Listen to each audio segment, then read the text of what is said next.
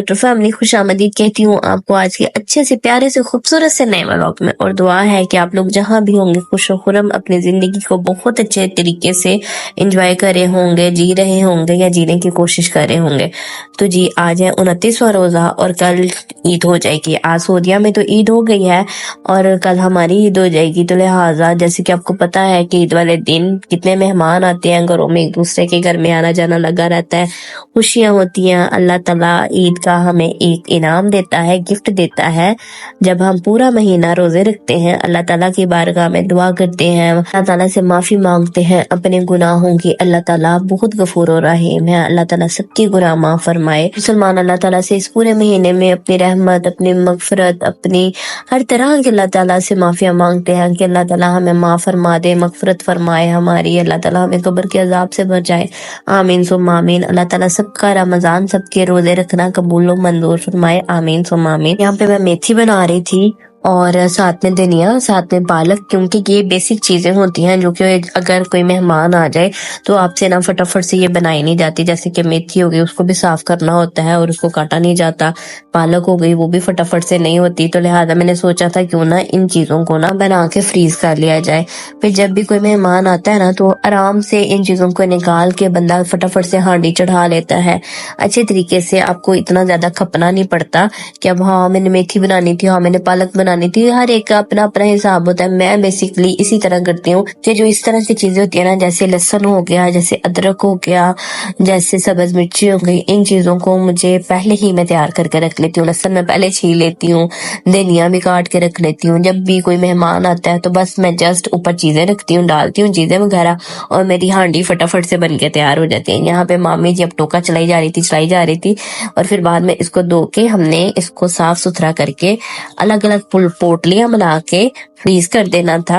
जब भी कोई मेहमान आएगा एक पोटली निकालेंगे और उसको आसानी से हांडी में डालेंगे, खाना बनकर जल्दी से तैयार हो जाएगा। आज क्योंकि लास्ट रोजा है तो मैं आज रोजा रख के सोई नहीं थी, क्योंकि इतने ज्यादा काम होते हैं, चांद रात के कपड़े प्रेस करने होते हैं, कितना कुछ होता है, कपड़े धोने होते हैं, घर की सफाइयां करनी होती हैं। तो लिहाजा मैंने अब मेथी वगैरह ये सब्जियां वगैरह बना के रख ली थी जो कि बाद में नहीं बनती।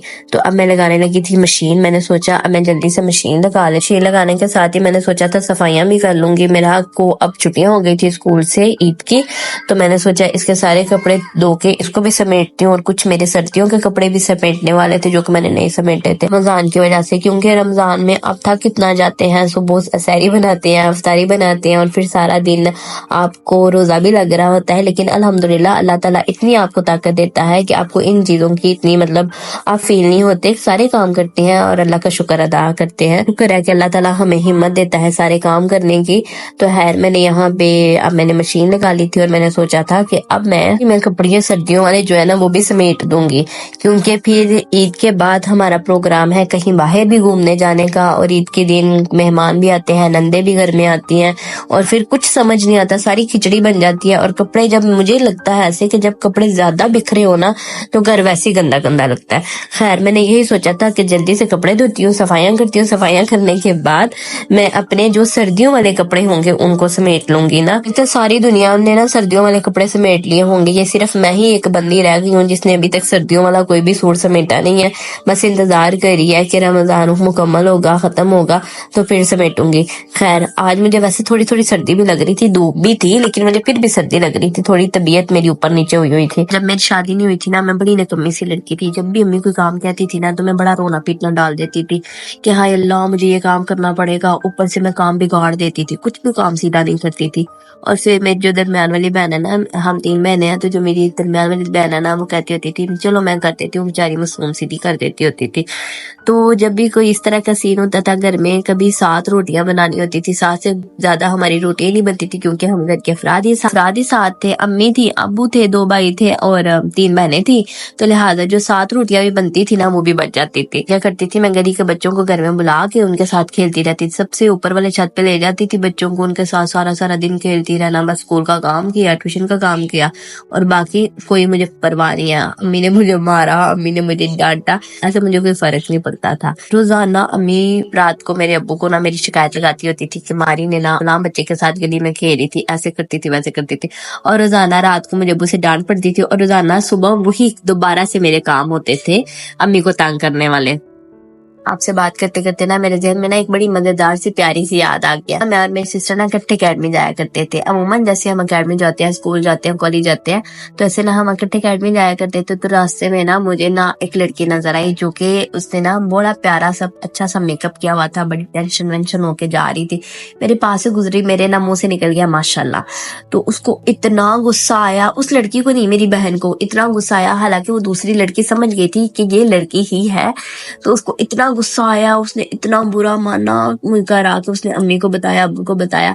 खैर अब्बू ने तो मुझे कुछ नहीं कहा, अम्मी से मुझे इतनी डांट पड़ी, कहती अम्मी मैंने इसके बाद अकेडमी, इसके साथ अकेडमी नहीं जाना, ये लड़कियों को भी छेड़ती है, ये लड़कियों को गली में कहती है माशाल्लाह, मेरी क्या इज्जत रह गई है। मुझे इतनी हंसी आती है अब जब भी मैं अपनी ये बात सोचती हूँ कि मैंने किसी को कहा था माशाल्लाह गली में गुजरते गुजरते, तो मुझे अपने ऊपर ना इन चीजों से ना बड़ी हंसी आती है कि मैं किस तरह की थी। वक्त जो है ना आपकी सारी बेवकूफियां, सारा कुछ आपको मेच्योर बना देता है, आपको इतना बना देता है कि आपको अकल आ जाती है। और अब मैं सारे काम कर लेती हूँ, घर की सफाइयां हर चीज कर लेती हूँ और साफ सुथरी कर लेती हूँ। रोना नहीं आता सफाइयां करके, अब मुझे ये नहीं आता हाय मैं क्यों करूँ, हाँ ये सारी चीजें मुझे अम्मी के घर ही आती थी, ये मैं क्यों करूँ। और अब तो मेरा घर गंदा होता है ना, तो मुझे उलझन होती रहती है, हाय वो चीज गंदी है, क्यों गंदी है, उसको साफ होना चाहिए। अक्सर अम्मी कहती होती थी जो सोने जाएंगी ना उधर तेन पता चलेगा, फिर तेन मां की अहमियत का अंदाजा होएगा, ऐसे ऐसे ना चीजें।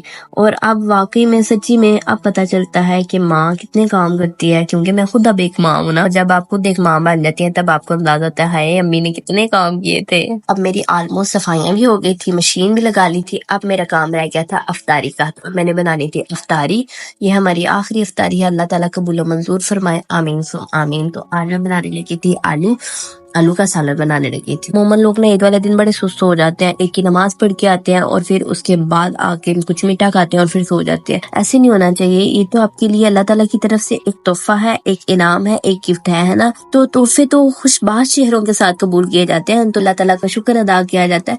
तो अपनी ईद को अच्छी तरीके से भरपूर तरीके से एंजॉय कीजिएगा। हांडी के अंदर सारा कुछ डाल के इसको इकट्ठा रख देना है, क्योंकि इसके बाद अब मैंने शावर लेना है, खुद साफ सुथरा होना है, क्योंकि सारे दिन के बाद मैं सफाइयां करी हूँ, चांद रात की सफाइयां करी हूँ, ईद की तैयारियां करी हूँ, तो लिहाजा अब इसके बाद शावर लेने के बाद मैं थोड़ी देर आराम करूंगी, थोड़ी देर तसल्ली से बैठूंगी, फिर करूंगी ये अफ्तारी की तैयारी, जो कि अब मेरी हांडी तो बनने के लिए मैंने रख दिया है। अच्छा रोजे में देखे जब इंसान के दिमाग की रगे सो तरह की उलझनों में उलझ जाती हैं और उस बाप की जगह सवालिया निशान आ जाते हैं। अल्लाह ताला की जात है जो कि बहुत गफूर और रहीम है, जो अल्लाह ताला आपकी हर मुश्किल को आसान करने वाला है।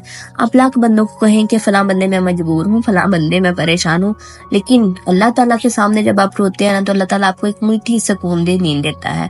और अल्लाह ताला पे यकीन रखें, अपनी उलझनों को, अपनी परेशानियों पे सिर्फ अल्लाह ताला की जात पे छोड़ दे। मैं यहाँ पे खाना बनाने पे मसरूफ थी और मेरा को पता ही नहीं था कि मेरा ने स्पारा पढ़ने जाना है। मुझे इतना गुस्सा आ रहा था, मैं इसको बार बार कह रही थी स्पारा पढ़ने कब जाना है, स्पारा पढ़ने कब जाना है, तो ये बार बार मुझे कह रही थी अभी टाइम है, अभी टाइम है। खैर मैंने इसको बोला छोड़ो ये सारी चीजें, छोड़ो सारे काम और स्पारा पढ़ने चलो।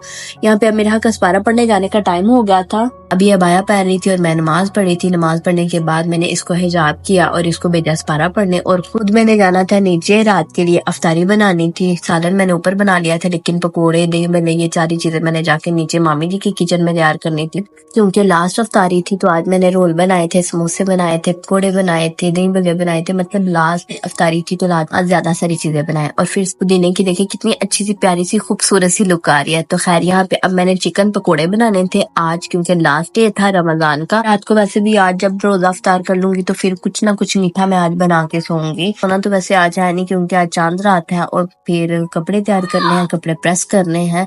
तो खैर ये अफ्तारी बना के मैंने साथ वाले घर भेजी थी, मतलब कि अपने ससुराल वालों के घर भेजी थी, और मामी जी साथ रोटियां बना रही थी। आपसे मिलेंगे ईद वाले दिन, मतलब कि कल। तो उम्मीद करती हूँ कि आपको मेरा आज का ये व्लॉग पसंद आया होगा। तो प्लीज चैनल को लाइक शेयर सब्सक्राइब करना बिल्कुल नहीं भूलिएगा। दुआ में याद रखिएगा। फ़ी अमानिल्लाह।